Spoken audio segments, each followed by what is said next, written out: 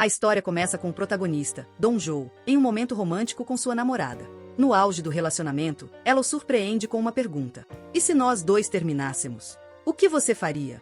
Dong-jo pensou que era apenas uma brincadeira e respondeu com um sorriso zombeteiro: eu certamente apareceria de mãos dadas com outra garota só para te provocar. Mas, inesperadamente, sua namorada começou a chorar. Ela disse que, mesmo que fosse ela terminar, só de imaginar outra mulher ao lado dele, sentia uma dor insuportável. Somente quando Dong-jo jurou que nunca se casaria com outra mulher, e que envelheceria sozinho caso não fosse com ela, é que ela voltou a sorrir. Na manhã seguinte, Dong-jo foi despertado por uma ligação inesperada, o secretário do presidente de um conglomerado. O presidente queria que ele o acompanhasse ao casamento da neta. Embora Dong-jo tivesse sido responsável pela organização do evento, o acesso era exclusivo para membros da família do magnata. Por isso, o convite era uma honra sem precedentes. Após desligar, Dong-jo percebeu que a namorada já havia desaparecido sem deixar rastros. Sem tempo para procurá-la, deixou uma mensagem informando seu paradeiro e partiu para o casamento. Chegando lá, achou tudo extremamente entediante, até o momento em que viu a noiva. Seus olhos se arregalaram em choque. A noiva era ninguém menos que sua namorada da noite anterior, Yu Yong-nan. Sentindo o olhar intenso de Dong-jo, Yong-nan também olhou em sua direção e sua expressão desmoronou por um instante. Mas rapidamente se recompôs. Quando desviou o olhar, vários homens de preto apareceram ao lado de Dong-jo. Sem qualquer explicação, o derrubaram e o arrastaram para fora do local. Era evidente que alguém sabia do relacionamento deles e preparou uma emboscada. Trancado em um quarto escuro, Dong-jo finalmente se acalmou e começou a rememorar tudo que viveram juntos, buscando indícios de que Yong-nan levava uma vida dupla. Mas não encontrou nada. Eles se conheceram por acaso, e os nomes usados por ela nas duas identidades eram completamente diferentes. Ela já havia tentado se aproximar da neta do presidente nos Estados Unidos com segundas intenções, mas depois de conhecer Yong-nan, desistiu disso completamente. Nunca chegou a ver Jennifer, a verdadeira neta. Enquanto Dong-jo se entregava às lembranças do casal, sua ex-namorada agora estava se casando com outro homem.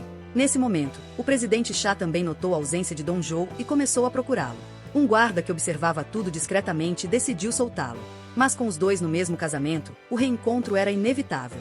Dong-jo escapou rapidamente durante uma conversa entre o presidente e o sogro e conseguiu interceptar a noiva. Era evidente que, a essa altura, qualquer explicação era inútil. Yong-nan tirou o relógio que ele havia lhe dado e o jogou no chão. Dong-jo implorou por um motivo. Qual era a razão para ela tê-lo abandonado e se casado com outro?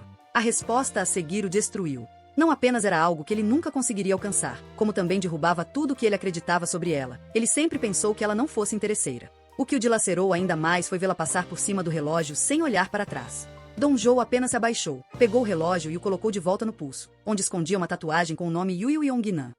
Mas os pesadelos de Dong-jo estavam apenas começando. O presidente Cha, ao tentar guardar uma bebida no cofre, percebeu que a senha não funcionava. Foi correndo até o cofre principal, e lá também a senha estava errada. Somente os dois sabiam as senhas, então isso só podia significar uma coisa: o presidente não confiava mais nele. A verdade é que, no dia anterior ao casamento, o presidente Hyun, sogro do presidente Cha, revelou-lhe um segredo. Ele permitiu que Dong-jo participasse do casamento justamente para confirmar uma suspeita. Será que Dong-jo já sabia que Yong-nan era, na verdade, sua neta? Um representava a sinceridade. O outro, o disfarce absoluto. O fato de Hyun ainda querer ouvir o que Dong-jo tinha a dizer provava que o teste havia sido superado. Mas ao ouvir que ele desistiu da viagem aos Estados Unidos por causa de Yong-nan, Hyun ficou um pouco decepcionado. Ainda assim, a resposta de Dong-jo foi impecável, e ele acabou ganhando a confiança total do presidente. Como prova disso, o presidente levou até uma padaria e, encarando um jovem atendente, revelou seu último segredo. Esse segredo abalou completamente Dong-jo. Embora o presidente só tivesse 2 filhas declaradas e inaptas para assumir os negócios, a verdade é que ele também tinha um filho. Se esse filho fosse revelado, uma guerra por herança se iniciaria. Ainda assim, o presidente não apenas revelou esse segredo a Dong-jo, como também lhe deu as novas senhas dos cofres, sinal de confiança total.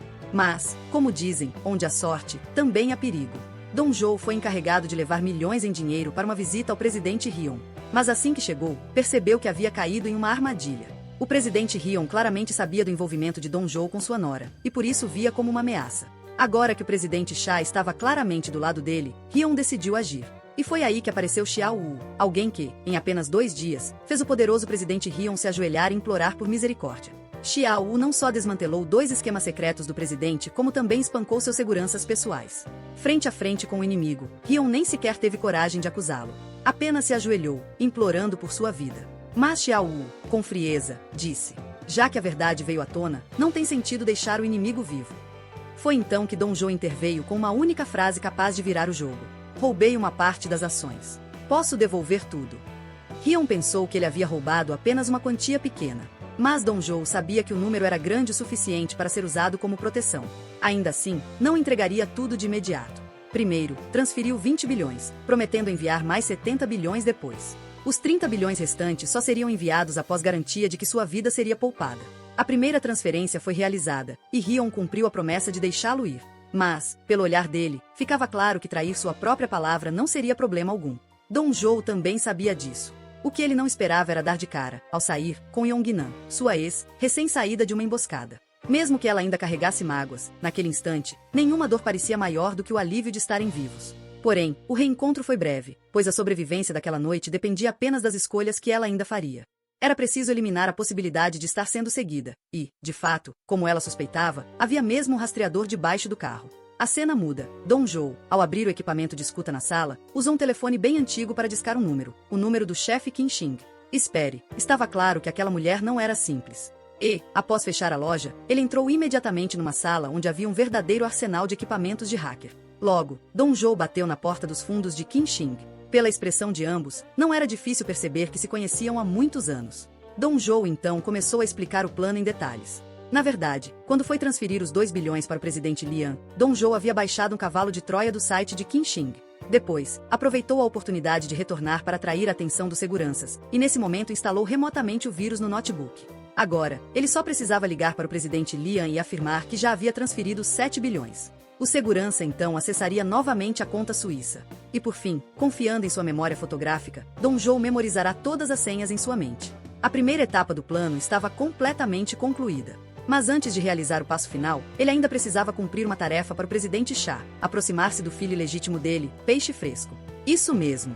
O presidente Xia confiava tanto em Dong Zhou não apenas por sua memória excepcional, mas também por sempre entender com precisão suas intenções. Para despertar o interesse de Peixe Fresco, Dong Zhou chegou até a fingir estar muito próximo da mãe da garota, agindo de forma intencionalmente íntima. Assim, quando ele foi embora, Peixe Fresco realmente o seguiu. E logo, uma foto dos dois jogando basquete apareceu nas mãos do presidente Xia. Estava claro que o presidente estava muito satisfeito com Dong Zhou, a ponto de convidá-lo para jantar. Mas, no momento em que a família se reunia à mesa, um imprevisto aconteceu. A neta do presidente Xia, e ex-namorada de Dong Zhou, Yingnan, voltou para casa de repente.